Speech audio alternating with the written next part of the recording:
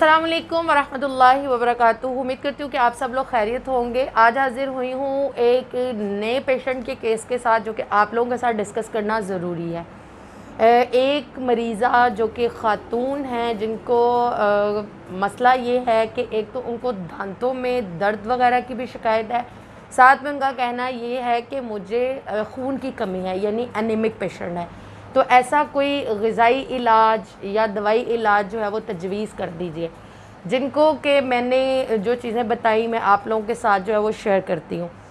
ऐसी ख़वातीन या ऐसे मर्द हज़रात, यानी ज़्यादातर तो जिन लोगों को मसला है वो अपना HB लेवल जो है वो ज़रूर चेकआउट करेंगे, उनका HB लेवल जो है वो कितना है। कुछ लोगों को बिल्कुल अपना जो है वो हीमोग्लोबिन लेवल पता ही नहीं होता, उनका खून इतनी मिकदार के अंदर कम होता है कि बाज़ औक़ात उसी वजह से उनको चक्कर आ रहे होते हैं, खून की कमी की वजह से ज़ोफ़ हो रहा होता है, कमज़ोरी हो रही होती है और फटीग सी महसूस होती है, काम करने के बाद थका थका जो है वो जिस्म महसूस होता है।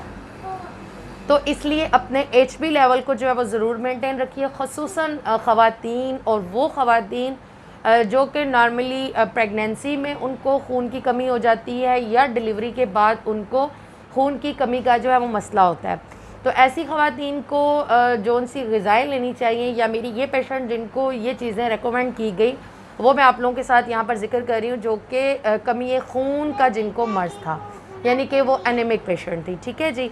तो ऐसी ख़वातीन को अपनी ग़िज़ा के अंदर फलों का इस्तेमाल जो है वो बढ़ा देना चाहिए।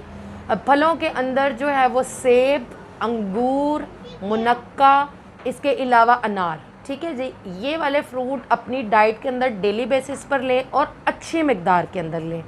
रात को सोने से पहले जो है वो 1 गिलास दूध ज़रूर लिया करें।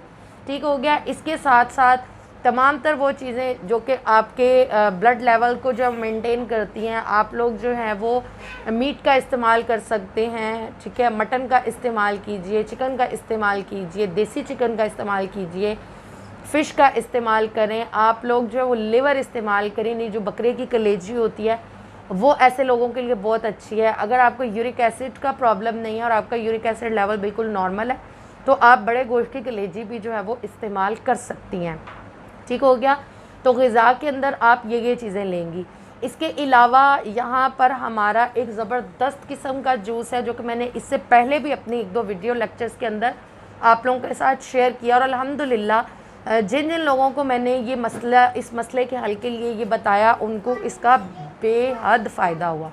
और आप देखेंगे विदिन 3 वीक्स आपका HB लेवल जो है वो कितना अच्छा सेट होना शुरू हो जाता है।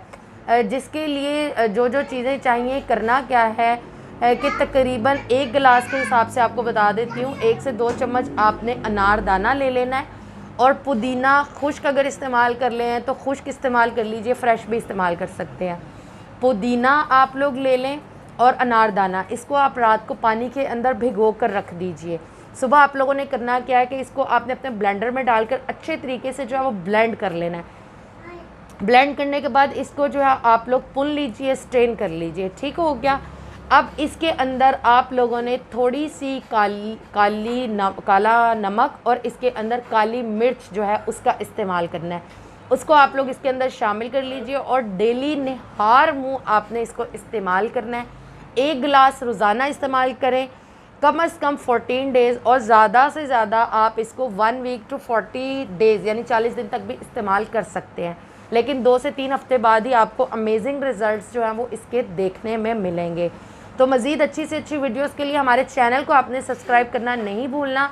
अगर आप मेरे चैनल पर नए हैं तो अभी बेल आइकन को प्रेस कर लीजिए ताकि नई से नई आने वाली वीडियोस आपको मिलती रहें। दुआ में याद रखिए। अस्सलाम वालेकुम वरहमतुल्लाहि वबरकातुहू।